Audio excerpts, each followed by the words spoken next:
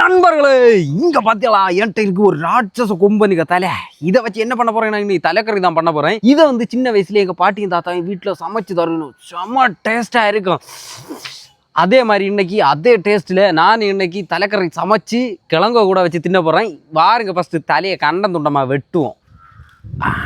நண்பர்களே, பார்த்தீங்கன்னா வந்த ஃபர்ஸ்ட் நாளை மீனுக்கு தலையை வந்து வெட்ட விட்டானுவான். பார்த்தீங்களா மீன் தலை உள்ள எப்படி இருக்குன்னு? இதாக்க மீனுக்கு நாக்கு. மீனுக்கு தலையை பார்த்தோண்டு வஞ்சர மீனுன்னு பார்க்காதீங்க, இது மீனுக்கு தலையாக்கும். பார்த்தீங்களா எப்படி இருக்குன்னு? சுமார் ஒரு 20 கிலோ இருக்கும்.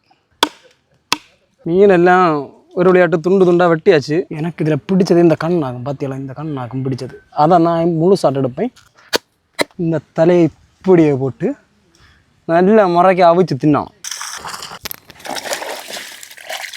ஒரு வழியாக கழுவி முடிஞ்சு நண்பர்களே, நம்ம பையன் தாத்தாய மாதிரி வெட்டணும்னு ஆசைப்பட்டேன். லாஸ்ட்ல விரலையும் வெட்டியான்றிருக்கேன். சரி மக்களை, விரலி போனா போட்டு, ஆனா இன்னைக்கு தலைக்கரை வச்சு சாப்பிடாம விடக்கூடாது. அதுக்கு இப்போ என்ன பண்ண போறேன்னா, எங்க ஊர் ஸ்டைல்ல மொத்தத்தையும் போட்டு மசாலா எல்லாம் மிக்ஸ் பண்ணிட்டு ஃபைனலாக தான் கொண்டு அடுப்பில் வைப்போம். ஃபர்ஸ்ட் இப்போ மசாலையை மிக்ஸ் பண்ணுவோம். முதல்ல கொம்பனுக்கு தலை. நண்பர்களை, மீனுக்காக அரைச்சி வச்ச மசாலா கொஞ்சமாக தண்ணி ஊற்றிப்போம். இப்போ வெட்டி வச்ச நல்ல நாடன் தக்காளி, அப்புறமா கட் பண்ணி வச்ச வெங்காயம், இப்போ கட் பண்ணி வச்ச பச்சை மிளகாய், இப்போ கறிவேப்பிலை போட்டுப்போம்.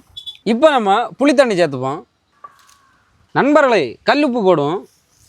தலை மீன் குழம்புக்கு எப்போவுமே கல்லுப்பு தான் பெஸ்ட்டு. இனி தண்ணியை ஊற்றி நல்லா கலக்கி எடுப்போம். மாஸ்டரே, இந்த வலிய தலை எப்படி ஆக்கும் குழம்பு வச்சு? அது அடுப்பில் வச்சு தான்.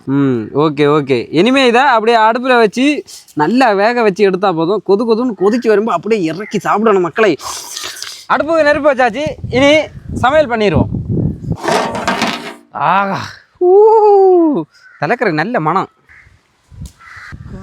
பாருங்க, யானைக்கு தண்ணு மாதிரி இருக்கு.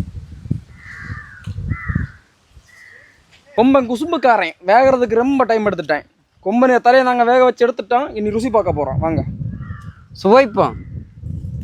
நண்பர்களே, உணவு இருந்த போகிறோம். முதல்ல சாப்பாடு. ஆகா, கொம்பனுக்கு தலையை பாருங்க ஃப்ரெண்ட்ஸ்.